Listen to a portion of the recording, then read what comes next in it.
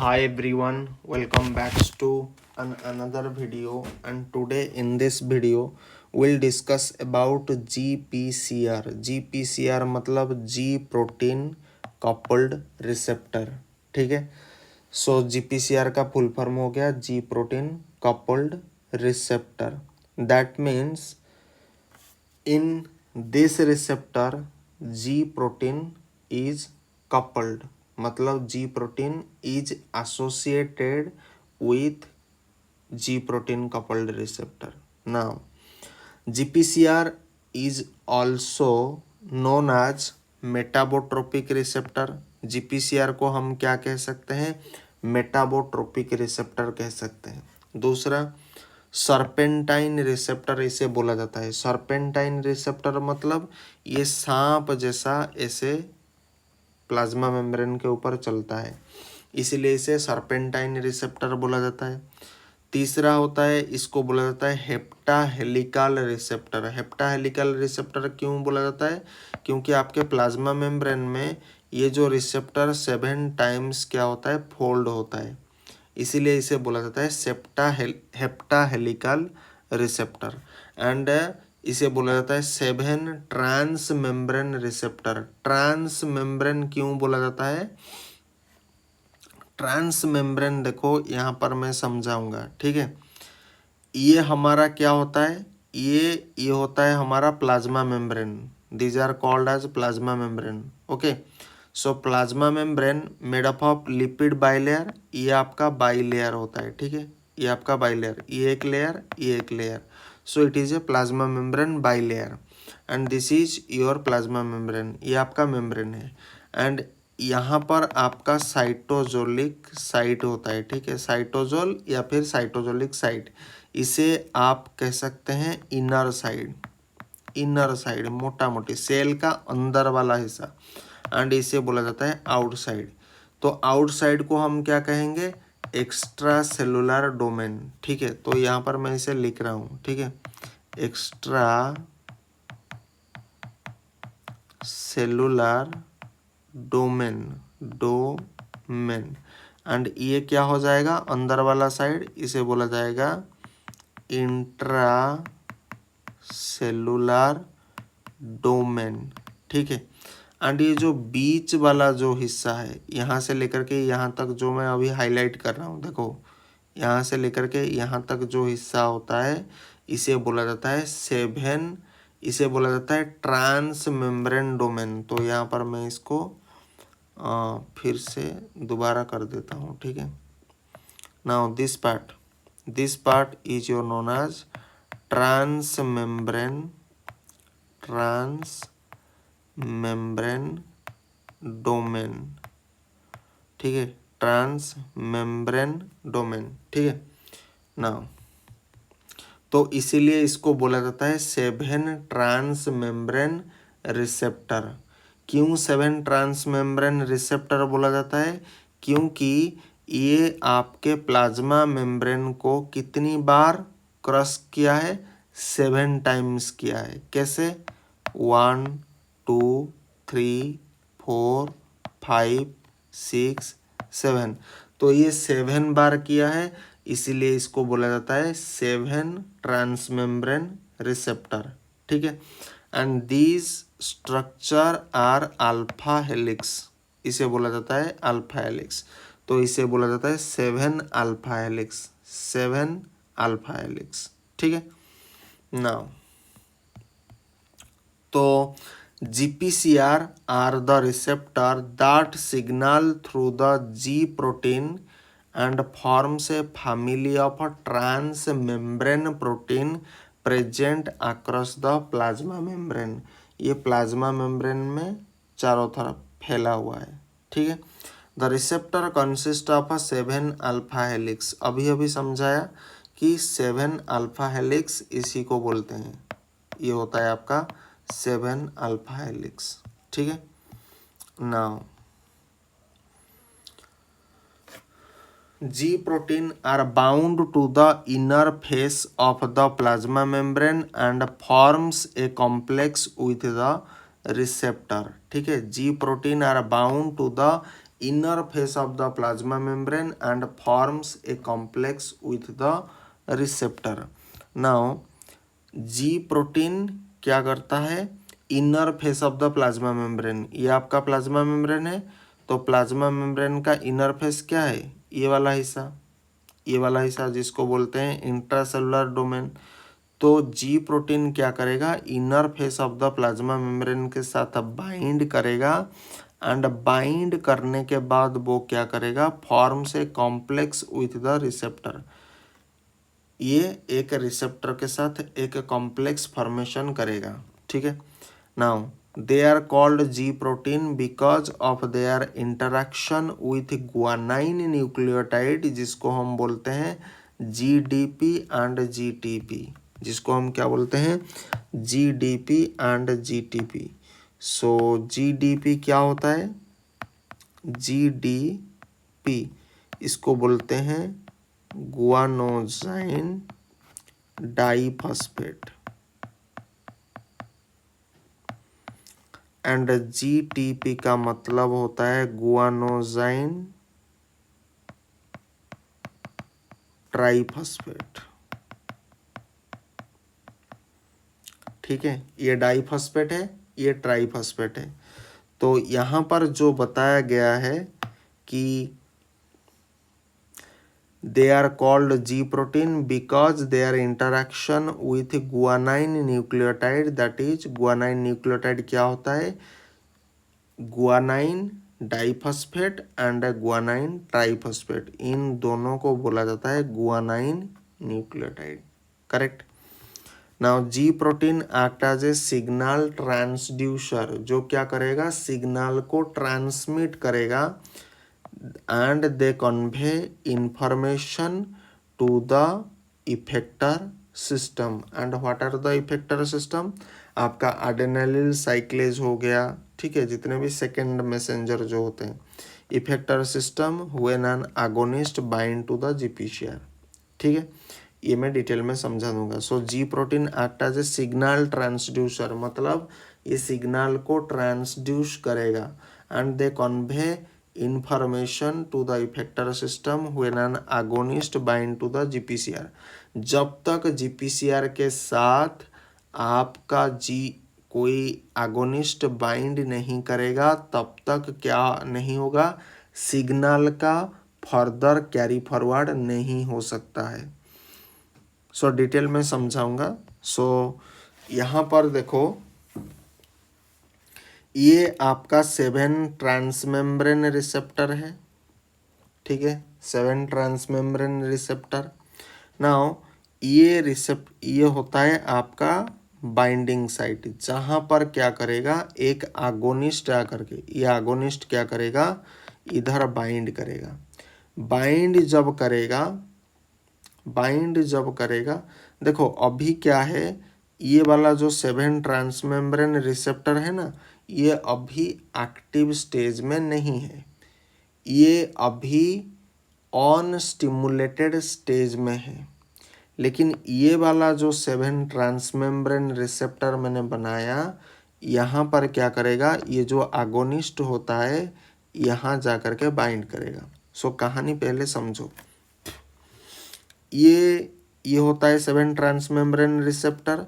सो हमेशा याद रखो, जब तक यहाँ पर कोई आगोनिस्ट बाइंड नहीं करता है तब हमारे जी प्रोटीन के पास कितने सब यूनिट होते हैं, 3 सब यूनिट होते हैं। 3 सब यूनिट क्या होता है, अल्फा होता है, बीटा होता है, गामा भी होता है। ठीक है, एंड हमेशा याद रखो, ये जो जी प्रोटीन जो होता है, ये जी प्रोटीन हमेशा inner face of the plasma membrane में रहता है। मैंने क्या बताया था, ये अगर हमारा प्लाज्मा मेम्ब्रेन हो गया, जो कि हमारा बाइलेयर ऑफ फॉस्फोलिपिड है, तो इसका अंदर की भाग को हम क्या कहते हैं, इंट्रासेलुलर डोमेन। तो इसीलिए जी प्रोटीन क्या होता है, अंदर की तरफ प्रेजेंट होता है। हमेशा ध्यान रखो, जी प्रोटीन आपका एक्स्ट्रा सेलुलर डोमेन में प्रेजेंट नहीं होता है, वो सिर्फ और सिर्फ इंट्रासेलुलर डोमेन में प्रेजेंट होता है। एंड हमेशा इस बात को ध्यान रखो कि जब ये इनएक्टिव स्टेज में रहता है तो इनएक्टिव स्टेज में क्या होता है, अल्फा बीटा गामा ये तीनों एक साथ मिल करके रहते हैं, करेक्ट। नाउ लेकिन ये अल्फा के साथ आपका जी प्रोटीन अटैच है, ठीक है। एंड इसी जी अल्फा के साथ आपका जी डी पी अटैच है। एंड ये वाला जो जी डी पी है, ये वाला जो जी डी पी है ये इनएक्टिव स्टेज में है। किस स्टेज में है, इनएक्टिव स्टेज में, या फिर इसे बोला जाता है on stimulated, on stimulated, on stimulated stage में रहता है। कंडीशन क्या है, कंडीशन देखो, इसका कंडीशन भी बताता हूँ। कंडीशन देखो क्या है, in this condition no agonist bind, no agonist bind. जब अगोनिस्ट बाइंड नहीं होता है उस वक्त क्या होता है, ये जो जी अल्फा के साथ जी डी पी मतलब गुआनोसाइन डाइफॉस्फेट जुड़ा हुआ होता है। लेकिन एक बात ध्यान रखो, ये G D P beta gamma के साथ अटैच नहीं होता है, पहली बात। दूसरी बात, अल्फा के साथ बीटा जुड़ता है, बीटा के साथ गामा जुड़ता है, ये तीनों एक साथ होते हैं। कैसे कंडीशन में, जब इनएक्टिव स्टेज होता है। तो डिटेल में लिख रहा हूँ वरना आप कंफ्यूजन हो जाओगे। देखो पहली बात हम करेंगे किसकी, इनएक्टिव स्टेज की ना। पहली बात हम किसकी करेंगे, इनएक्टिव स्टेट की हम बात करेंगे। तो इनएक्टिव स्टेट में पहला स्टेप जो होता है alpha plus beta plus gamma, ये तीन सब यूनिट, ये क्या होता है, ये जी प्रोटीन का 3 सब यूनिट होता है। जी प्रोटीन का कितना सब यूनिट होता है, 3 सब यूनिट होता है। कैसे कंडीशन में, ये एक साथ रहेंगे जब रिसेप्टर का कोई भी एक्टिवेशन नहीं हुआ है, इसका मतलब अगोनिस्ट बाइंड नहीं होता है। एंड यहाँ पर आपका जो अगोनिस्ट होता है वो जनरली क्या होता है, कोई भी हार्मोन हो सकता है, कोई भी न्यूरोट्रांसमीटर हो सकता है, ठीक है, न्यूरोट्रांसमीटर हो सकता है। एंड क्या हो सकता है, कोई भी ड्रग मॉलिक्यूल को हम क्या कह सकते हैं, अगोनिस्ट होता है। मतलब इनएक्टिव स्टेज में कोई भी अगोनिस्ट बाइंड नहीं होता है। इसका मतलब ना तो हार्मोन बाइंड होता है, ना तो न्यूरोट्रांसमीटर बाइंड होता है, ना तो ड्रग मॉलिक्यूल बाइंड होता है।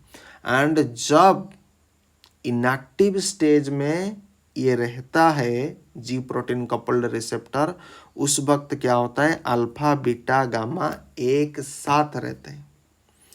एंड सेकेंड स्टेप आपको जानना बहुत ज़रूरी है, जो कि बहुत इंपॉर्टेंट है। इस अल्फा के साथ आपका जी प्रोटीन जुड़ा हुआ रहता है, ठीक है। तो इसे हम क्या कहेंगे, जी अल्फा कहेंगे, ठीक है, जी अल्फा कहेंगे। उसी तरह से बीटा आएगा, गामा आएगा। जी प्रोटीन तो सबके साथ जुड़ेगा, क्योंकि जी प्रोटीन का सब यूनिट क्या होता है, जी प्रोटीन का सब यूनिट अल्फा बीटा गामा सब कुछ आएगा। तो जी अल्फा जी बीटा जी गामा ये तो रहेगा। एंड थर्ड स्टेप जो होता है, इसी जी अल्फा के साथ, इसी जी अल्फा के साथ आपका क्या जुड़ा हुआ होता है, जी डी पी जुड़ा हुआ होता है। लेकिन आपका बीटा गामा नहीं होता है, बीटा गामा ये नहीं होता है। किसके साथ, इसके साथ, इसके साथ ये जुड़ा हुआ नहीं रहता है, इसलिए मैं क्रॉस मार्क मारा हूँ। लेकिन लेकिन लेकिन ये जो जी डी पी है ना, ये जो जी डी पी है, इसका मतलब जी डी पी किसके साथ जुड़ा हुआ है, जी अल्फा के साथ जुड़ा हुआ है, पहली पॉइंट।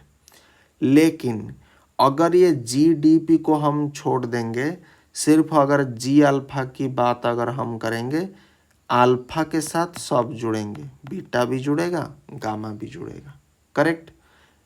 अल्फा के साथ सब जुड़ेंगे मतलब इनएक्टिव स्टेज। इसको हम क्या कह सकते हैं, इसको हम कह सकते हैं इनएक्टिव स्टेज।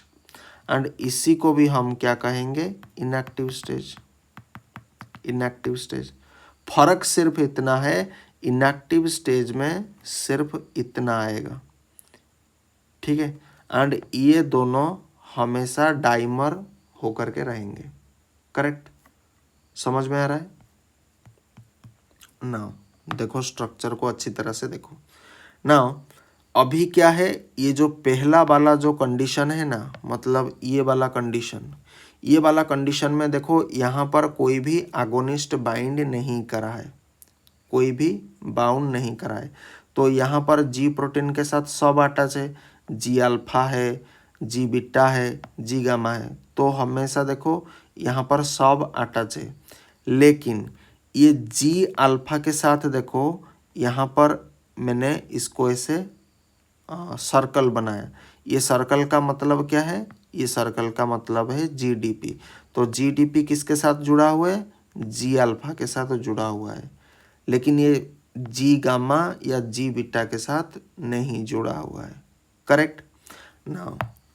अभी मैंने आगोनिस्ट को और एक स्ट्रक्चर यहाँ पर ड्रॉ किया बाइलेयर ऑफ फॉस्फोलिपिड में, जो कि प्लाज्मा मेम्ब्रेन है। तो यहाँ पर जो स्ट्रक्चर मैंने अभी ड्रॉ करूँगा, ये देखो, ये हमारा कोई मॉलिक्यूल है, ये हमारा मॉलिक्यूल है। इसको हम क्या कहेंगे, इसको हम कहेंगे आगोनिस्ट। यह हमारे लिए क्या बन जाएगा, आगोनिस्ट। अब देखो जैसे ही आगोनिस्ट ने बाइंड किया तो वैसे ही क्या होगा, ये ट्रांस मेम्ब्रेन है ना, ट्रांस मेम्ब्रेन रिसेप्टर, ये हमारा एक्स्ट्रा सेलुलर रीजन, ये हमारा इंट्रा सेलुलर डोमेन एंड ये हमारा ट्रांस मेम्ब्रेन रीजन। जैसे ही कोई आगोनिस्ट यहाँ पर बाइंड करेगा तो ये मैसेज ऐसे ऐसे करके जाएगा, ऐसे ऐसे करके through out the plasma membrane ये जाएगा। जब ये through out the plasma membrane जाएगा तो यहाँ पर देखो जी अल्फा भी प्रेजेंट है। तो इसी जी अल्फा में ये क्या होगा, स्टिमुलेशन क्रिएट करेगा। जब आगोनिस्ट यहाँ पर बाइंड करेगा, जब आगोनिस्ट यहाँ पर बाइंड करेगा तो वो सिग्नलिंग एक्टिवेटेड होगा, एक्टिवेटेड सिग्नल होगा, मतलब स्टिमुलेशन, स्टिमुलेटेड सिग्नल प्रोड्यूस होगा। एंड जैसे ही स्टिमुलेटेड सिग्नल प्रोड्यूस होगा वैसे क्या होगा, जी अल्फा के साथ यहाँ पर जो जीडीपी जुड़ा हुआ है, ये जीडीपी क्या हो जाएगा, डिस्प्लेस हो जाएगा।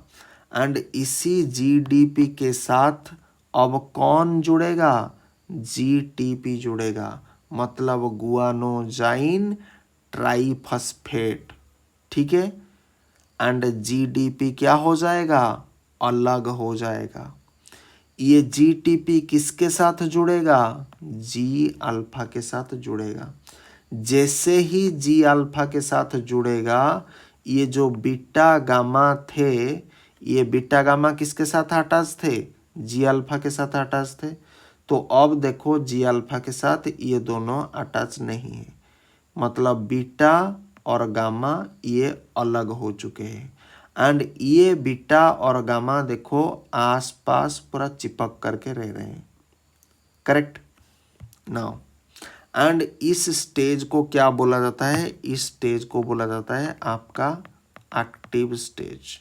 सो हमारा एक्टिव स्टेज क्या होगा, जीटीपी होगा, करेक्ट नाउ। ये तो मैंने सारा एक्सप्लेनेशन बताया। सो आज के वीडियो को हम यहाँ पर इसे ख़त्म करते हैं। ये लेक्चर कैसा लगा कमेंट बॉक्स में अगर आप बताना चाहते हो तो बता सकते हो। And till then bye bye, thank you, जय हिंद, वंदे मातरम, थैंक्स फॉर वॉचिंग।